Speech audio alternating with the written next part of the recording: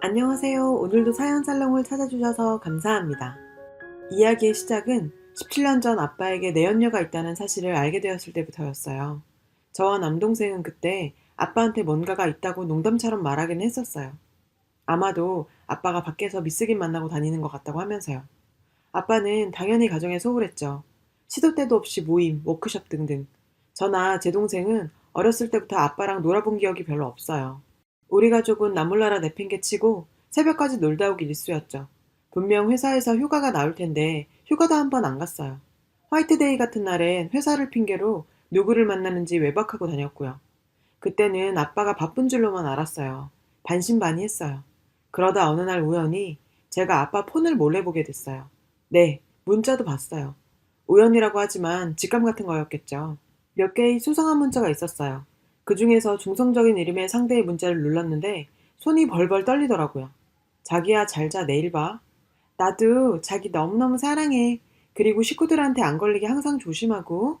그런 문자를 보면 화가 날 줄 알았는데 예상외로 눈물이 났어요. 배신감이었을 겁니다. 항상 집에서 외로이 있는 엄마가 너무너무 불쌍하고 안쓰러웠죠. 아빠에게 홀대받는 엄마의 모습을 보는 건 마음이 아파요. 아가씨였을 때 우리 엄마도 모델 뺨치게 이뻤어요. 세상 모든 엄마들 처녀 때가 있잖아요. 꼭 같았을 거예요. 양심 없는 아빠 만나서 맘고생 몸고생하는 우리 엄마가 정말 불쌍했어요. 거기다 생각해보니 아빠는 엄마를 부를 때 임마, 임마였어요. 아내한테 임마라고 부르는 사람이 세상에 어딨나요? 불알 친구도 아니고. 그 문자를 봤을 땐 진심 안방으로 뛰쳐들어가서 아빠 머리채 다 뽑아버리고 싶었지만 그때 엄마에게 알리지 않고 제가 해결할 수 있는 방법이 없는지 고민했어요. 알고 있는 건 아빠 내연녀의 번호밖에 없어서 직접 전화를 해서 이야기를 할까도 생각했었고요. 아니면 찾아가서 유부남이랑 바람피는 년이라고 소문나게 하고 싶었죠. 아빠 회사에도 소문내버릴까 고민했어요.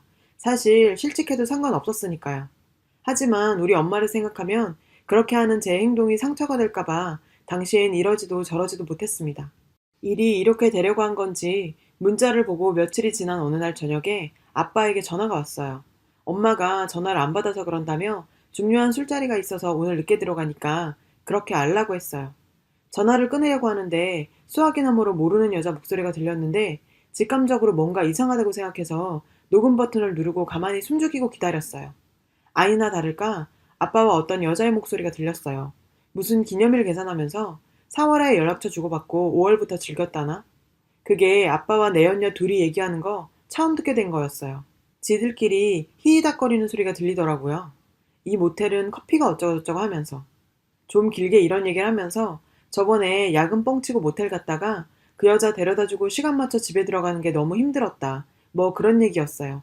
아빠가 아는지 모르는지 잠시 후 전화가 끊겼고요. 엄마에게 말할지 말지 고민하다가 심증이 아닌 물증을 잡았으니 말해야 한다고 생각하고 엄마에게 녹음된 내용을 들려줬습니다. 엄마의 표정은 열받은 표정이 아니라 뭔가 멍한 모습이었어요. 그땐 몰랐지만 지금 생각해보면 제가 그 정도 알고 있었으면 엄마는 진즉이 알고 있었을 것 같아요. 아빠가 새벽 출근하면서 회사에 일찍 나가봐야 한다고 몇십 분씩 일찍 나갔었는데 알고 보니 그 여자 픽업도 여러 번 했고 출장 핑계로 여행도 갔더군요. 아빠는 늘상 거짓말을 하고 다닌 거예요. 그 시간에 엄마는 남동생이 아파서 여기저기 병원 다니느라 바빴던 적도 있는데 녹음된 내용을 듣고 엄마는 어제 오늘 미친 사람같이 정신줄 놓고 있어요. 그 여자에 대해 알아보니 34살이던데 나이도 먹을 만큼 먹은 것 같은데 어떻게 그럴 수 있는지. 참. 정작 내 언니 집은 잠잠한데 우리 집은 이렇게 폭탄 맞은 거 알고 있을까요? 그날 밤 엄마는 아빠에게 애들한테까지 이렇게 하면서 이제 더는 못 산다고 하면서 이혼하자고 했어요. 그 자리에서 아빠는 되레 큰 소리를 치면서 남자가 실수할 수도 있지 뭐 그런 거 가지고 야밤에 여자가 큰 소리를 내냐고 하는 거예요. 열받은 엄마가 그 여자한테 전화한다 하니 그 집에 알려져서 양쪽 다 파토나서 좋을 게 뭐 있냐며 끝까지 못하게 하더라고요. 그러면서 또 마음이 변했는지 너란 여자와 지긋지긋해서 못 살겠다며 다음 주 월요일에 쉴 테니 그냥 이혼하자고 했어요. 이래저래 털리느니 그냥 이혼하겠다고. 자기는 잘하고 싶고 용서 구하고 100번 1000번 잘못했지만 사람이라는 게 누구나 실수할 수 있는데 엄마가 이러니 답답해서 못 살겠다는 등 미친 헛소리를 해대더라고요. 끝까지 엄마 잘못인 것처럼. 그리곤 며칠 후 아빠는 집을 나갔어요. 나중에 엄마한테 들으니 아빠가 바람난 게 한두 번이 아니고 이 여자 저 여자 만나고 다녔고 자식이 있으니 참고 살았는데 아빠가 결국 일을 냈다네요. 그때 그 여자랑 만나서 살림 차리고 우리 집이랑 완전히 연이 끊어졌어요. 뭐 연락이 되어야 엄마랑 이혼이라도 할 텐데 무슨 심보인지 그냥 잠수였어요. 그렇게 우리는 아빠란 존재를 부정하며 셋이서 힘들어도 나름 행복하게 살았어요. 지금 제 나이 32살이고 저희 엄마는 올해 환갑이에요. 무능력한 아빠 덕에 그 전에도 경제적으로 힘들었어요. 엄마가 정말 열심히 일하셔서 금전적으로는 더 힘들어지진 않았어요. 새벽에 시장에서 반찬 가게에서 일하셨고 오후에 목욕탕에서 일하셨죠. 저는 중학생이었고 동생은 초등학생이었거든요. 엄마는 쉬는 날이면 저희한테 무언가 부족하게 키워서 미안하다며 놀이공원 전시회 등을 데리고 다녔어요. 아빠 없이 자란 티 내지 않게 하려고 부단히도 노력하셨죠. 저도 고등학생 때부터 편의점에서 엄마 모르게 알바를 했어요. 엄마는 돈 버는 일보다 공부가 중요하다며 알바하는 걸 엄청 반대하셨거든요.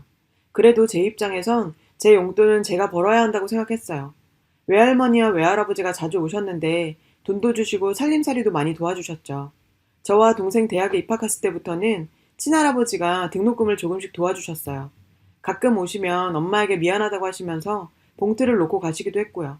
하지만 돈보다 아빠의 빈자리에 엄마는 저희에게 미안해했어요.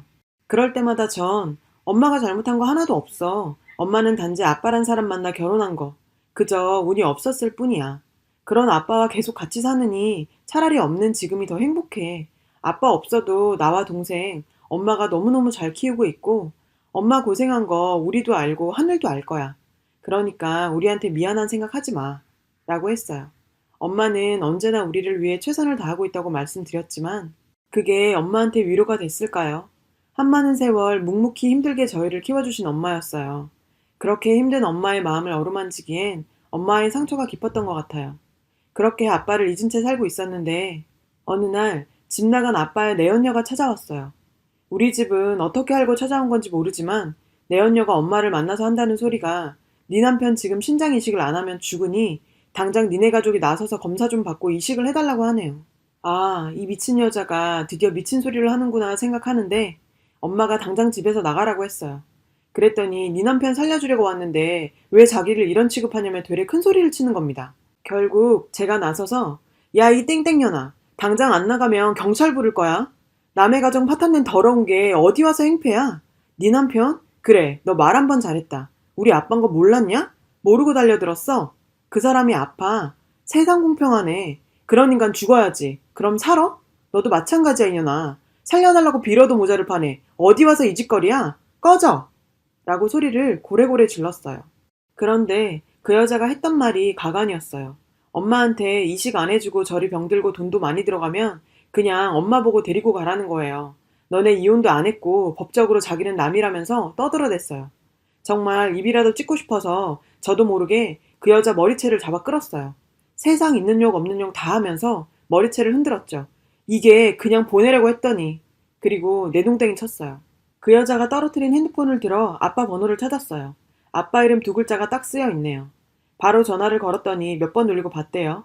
아빠 목소리에 저도 모르게 반응했어요. 당신이 보낸 이 땡땡년이 여기 자빠져 있네. 무슨 생각을 하고 찾아왔는지 모르지만 당신 아프니 신장 내놓으라고 하면 우리 가족이 순순히 내놓을 줄 알았어? 당신은 이제 우리한테는 없는 사람이야. 죽으려면 그냥 조용히 사라져. 이 여자도 당신 버리겠대. 우리 보고 데려가란다. 도대체 얼마나 그지같이 산 거니? 당신이 길바닥에서 어떻게 돼도 우린 1도 관심 없으니까 당신 때문에 우리가 겪은 고통 생각하면 사지를 찢어 죽여도 모자라지만 어차피 죽는 거 조용히 가. 제발 우리한테 질척거리지 말고 라고 말하고 핸드폰을 던져버렸어요. 그랬더니 그 여자가 벌벌 떨면서도 뭐라고 혼잣말을 하는데 자기가 들었던 딸이 아니네 어쩌네 하면서 중얼대더라고요. 자기가 들었던 딸? 그래요. 맞아요. 저 원래 안 그랬죠. 아빠 바람나서 엄마, 저와 동생 버리고 떠나지만 않았어도 이렇게 너저분한 말들 했겠어요? 그 여자가 말한 것처럼 내성적이고 큰소리 못하는 사람으로 살아가고 있었을 거예요. 하지만 제가 이렇게 광분하는 이유가 우릴 버리고 집 나간 아빠 때문인 거죠. 그렇게 말하는 그 여자도 제정신으로 찾아와서 그딴 소리 하나 싶었네요. 가족이요? 가족 좋아하시네. 우리가 무슨 가족인지. 그렇게 힘들게 살 때 아버지란 사람이 우리한테 뭐 하나라도 해준 것 없고 관심 없이 살았는데 아니면 그걸 덮을 만한 어린 시절 추억이 있나요? 맨날 바람피다 집 나가서 둘이 좋다고 붙어서 살다가 죽을 만큼 아프니까 이제 와서 신장을 떼어달라는 게 그게 아버지인 건지. 그 여자가 제가 내던진 핸드폰을 들고 돌아서자 엄마도 가슴속에 무언가 올라온 건지 다시는 찾아오지 말라고 죽이 되든 밥이 되든 니들 알아서 살던지 하라고 하고 그 여자를 내동댕이 쳤어요. 쫓아가서 아빠랑 그 여자를 아주 동네에서 얼굴도 못 들고 다니게 질질 끌고 다니고 싶을 정도였죠. 그렇게 분을 삭히고 있는데 모르는 번호로 전화가 와서 받았더니 아빠였어요. 살려달랍니다. 정말 이건 아니다 싶어 어디냐 했더니 병원이라네요. 신장의 안주와 계속된 투석 덕에 몸이 많이 약해져 있답니다. 병원으로 가서 그 사람을 만났어요. 만나면 정말 다 뒤집어 엎고 싶었는데 증오가 심해지니 사람이 차가워지더라고요. 병실에는 환자들도 있어서 얘기를 할 수 없을 것 같아 휠체어를 끌고 밖으로 나갔어요. 그리고 조용히 얘기했어요. 저번에 전화로 얘기했는데 못 알아들은 것 같아서 직접 왔어. 아빠는 사람이 아닌 것 같아. 알고 있지? 사람답게 산다는 건 사람한테는 어울리는 거잖아. 지금 딱 맞게 살고 있네. 당신이 어떻게 되던 어떻게 살던 관심 없었고 지금도 관심 없어. 우리한테 한 짓이 얼만데. 그래도 사람이고 염치가 있으면 엄마한테 손을 뻗치지 말아야지. 머리란 게 있다면 생각이란 걸 할 텐데 어떻게 자기 아프다고 신장을 달라고 그 여자를 보내? 또 그런다고 그 말을 듣고 찾아온 그 여자 정말 당신이랑 똑같다. 그치? 이제 와서 아버지 자리? 지나가던 개도 웃겠어. 당신 꼴을 보니 한 가지 바람이 생기네. 병들었다고 빨리 죽지 말고 고통받으면서 천천히 죽어. 다시는 우리한테 연락하지 말고 돈 없고 병들어서 처절하게 한번 살아봐. 그렇게 휠체어를 그 자리에 두고 뒤돌아서서 나오는데 정말 간절했는지 뒤에서 제 이름을 몇 번을 부르는 겁니다. 그냥 못 들은 척 병원을 나왔죠. 아빠가 없는 17년 동안 아빠를 원망도 하고 분노도 있었지만 참고 또 참고 살 수 있었던 건 사랑하는 우리 엄마 때문이었어요. 물론 엄마도 그랬겠죠. 이제 좀 편하게 사시려고 하는데 그 여자까지 보내서 이렇게 깽판을 놓는다는 생각에 손도 덜덜 떨리고 심장도 진정이 안 될 정도로 흥분이 가라앉지 않았는데 이런 일이 있고 아빠를 보고 나니 살면서 언젠가 찍어야 할 종지부를 알아서 찍어준 것 같아 오히려 속도 후련합니다. 엄마도 저도 동생도 아빠에 대한 아연한 미련 같은 게 마음에 있었는데 훌훌 털고 셋이 잘 살아보자고 다시 다짐했습니다. 정말 힘들었던 시간이 지났고 저와 동생이 이제 엄마를 호강시켜드려야죠. 오랫동안 묵혀온 무언가가 싹 사라진 것 같아서 마음이 가벼운데 무언가 그 자리가 허한 듯도 해서 누군가에게 얘기해보고 싶었습니다. 글이 길어졌네요. 긴 글 읽어주셔서 감사해요. 항상 행복하시고요. 여러분, 사연 댓글에 응원과 현명한 조언 부탁드려요. 좋아요와 구독은 저에게 큰 힘이 됩니다. 오늘도 좋은 일 가득하세요.